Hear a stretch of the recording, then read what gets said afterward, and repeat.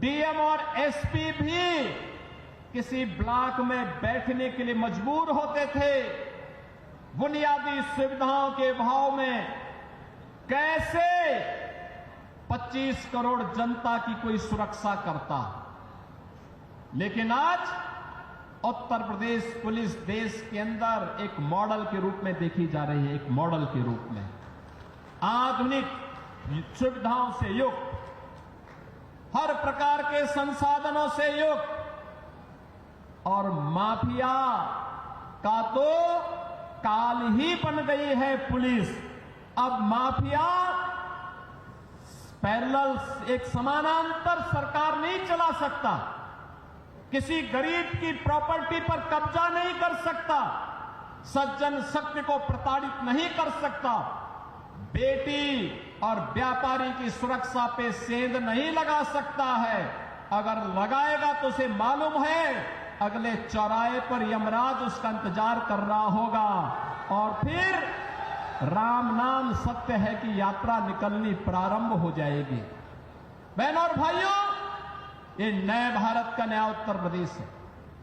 आज मुझे 191 करोड़ रुपए की लागत से बने हुए कासगंज के अत्याधुनिक पुलिस लाइन के लोकार्पण का अवसर भी प्राप्त हो रहा है। ये लोकार्पण केवल एक पुलिस के लिए नहीं,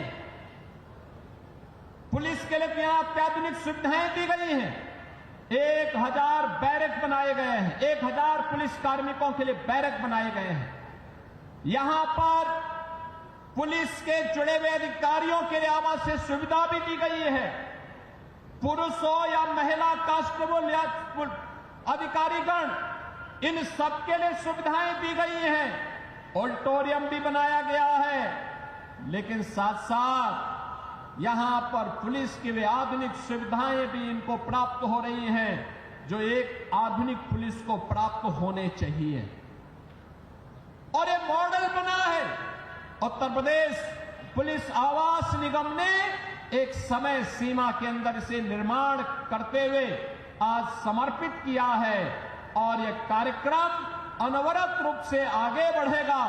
अब पुलिसकर्मी भी टूटे हुए एस्बेस्टस के बैरक में नहीं रहेंगे, बल्कि हाई राइज बिल्डिंग के किसी अच्छे शानदार आवासीय सुविधाओं से युक्त बैरक में रह करके सुरक्षा का शानदार मॉडल खड़ा करेंगे।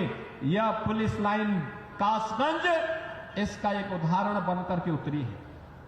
मैं इस अवसर पर उत्तर प्रदेश पुलिस को, उत्तर प्रदेश पुलिस आवास निगम को और कासगंज पुलिस को हृदय से बधाई देता हूं, जो इन सभी सुविधाओं का लाभ आज यहां प्राप्त करने जा रहे हैं। बहनों और भाइयों, आज यहां पर कासगंज के अनेक परियोजनाओं की सौगात भी कासगंज वासियों को प्राप्त हो रही है। मुख्यमंत्री कंपोजिट विद्यालय का शिलान्यास, याद करिए, मुख्यमंत्री कंपोजिट विद्यालय, यह शिक्षा का एक मॉडल बनने जा रहा है अटल आवासीय विद्यालय की तर्ज पर। अटल आवासीय विद्यालय 6वीं क्लास से 12वीं तक है, लेकिन मुख्यमंत्री कंपोजिट विद्यालय, बहनों और भाइयों, यह प्री प्राइमरी से लेकर के 12वीं तक होगा और हमारा प्रयास होगा पहले चरण में जनपद स्तर पर, दूसरे चरण पे तहसील स्तर पर, तीसरे चरण में ब्लॉक स्तर पर, चौथे चरण में न्याय पंचायत स्तर पर विद्यालयों की एक श्रृंखला खड़ी होगी और उत्तर प्रदेश के गरीब का बच्चा भी आधुनिक शिक्षा से युक्त होकर के देश के विकास में अपना योगदान देगा।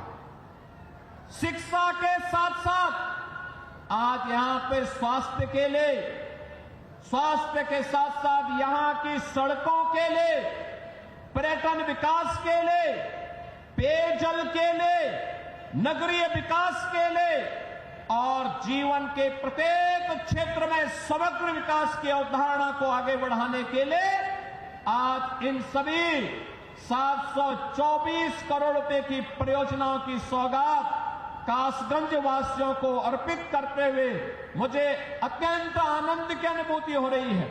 मैं धन्यवाद दूंगा अपने माननीय जनप्रतिनिधियों को, जिन्होंने रुचि लेकर के यहां की विकास की योजनाओं को आगे बढ़ाया है और रुचि लेकर के इन कार्यक्रमों को सफलतापूर्वक क्रियान्वित करने की दिशा में आगे बढ़े हैं। बहनों और भाइयों, विकास ऐसे ही बढ़ता है। सोरों का पर्यटन विकास होगा। याद करिए, सोरों का महत्व वही है जो आज संभल का महत्व है। अब तो आप समझ गए होंगे संभल के महत्व को। वहां भी भगवान श्री हरि विष्णु का कल्कि अवतार की भूमि है और ये सोरो श्री हरि विष्णु का 12 अवतार की भूमि, ये तीसरा अवतार है। याद करिए, सोरो तीसरा अवतार है और संभल 10वां अवतार है।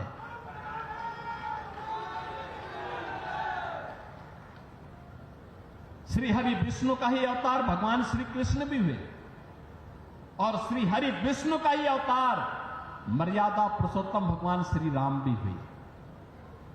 ये सभी श्री हरि विष्णु के, जिन्होंने इस सृष्टि के कल्याण के लिए समय समय पर अवतार लेकर के मानवता के कल्याण का मार्ग प्रशस्त करते हुए धर्म की संस्थापना के लिए इस धराधाम पर आए हैं।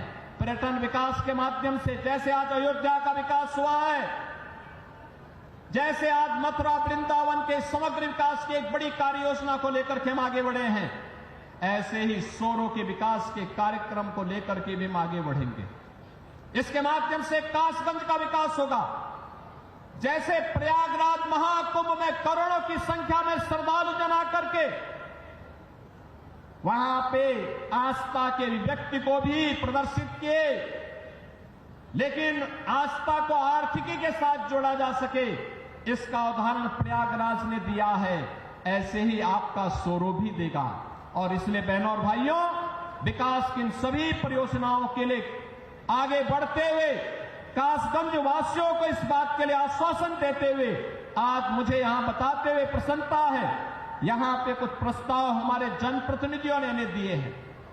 इसमें ये प्रस्ताव मुख्य रूप से एक कासगंज का है, नदई पुल का सुंदरीकरण और उसके पुनरुद्धार की योजना का है, कासगंज की पौराणिक परंपरा को एक म्यूजियम के रूप में सजोने का है और म्यूजियम के रूप में सजोने की इन परियोजनाओं के लिए हम अपनी सहमति दे रहे हैं।